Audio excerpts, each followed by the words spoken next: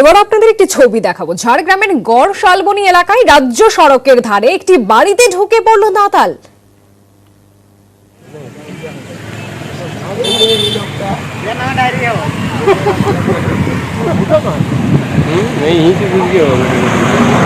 যে ছবি আপনারা দেখছেন শালবনীর ছবি। শালবনী এলাকায় রাজ্য সড়কের ধারে একটি বাড়িতে ঢুকে পড়ল দাঁতাল এবং বেশ কিছুক্ষণ রাস্তার উপরও দাপিয়ে বেড়ায় হাতিটি। তার জেরে এলাকায় বেশ কিছুক্ষণ রাস্তায় যান চলাচল বন্ধ ছিল।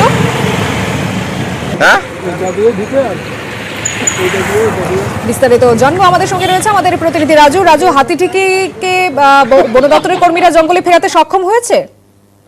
একদমই বন্ধশিকা, সকালবেলায় হাতিটি যখন বেরিয়েছিল তারপরেই বন দপ্তরকে খবর দেওয়া হয়েছিল। প্রায় 8 ঘন্টা মতো যান চলাচল কিছুটা হলেও বন্ধ হয়েছিল এবং তারপরেই একটি বাড়িতে গিয়ে ঢুকে যায় সেই হাতিটি এবং পুনরায় বন দপ্তরের কর্মীরা এসে সেই হাতিটিকে আবার পাশের জঙ্গলে ফিরিয়ে দিয়েছে। কিন্তু প্রশ্ন একটা জায়গায় থেকে যাচ্ছে, গ্রামবাসীরা বারবার অভিযোগ করছে যে প্রায় নিয়ত হাতি জঙ্গল থেকে লোকালয়ে চলে আসছে।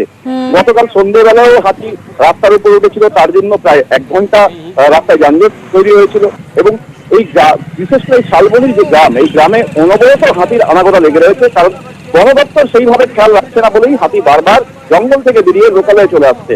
মূলত অভিযোগ রয়েছে এখানকার যে জঙ্গল, সেই জঙ্গলকে ধ্বংস করে দেওয়া হচ্ছে, যার জেরেই হাতির থাকার জায়গা, বাসস্থান, সেই বাসস্থান ধ্বংস হওয়ার জন্যই সে অন্য ঠিকানা খুঁজছে, আর যার ফলেই বারবার রাস্তায় এবং গ্রামে এসে ঢুকছে হাতি। বেশ, ধন্যবাদ রাজু।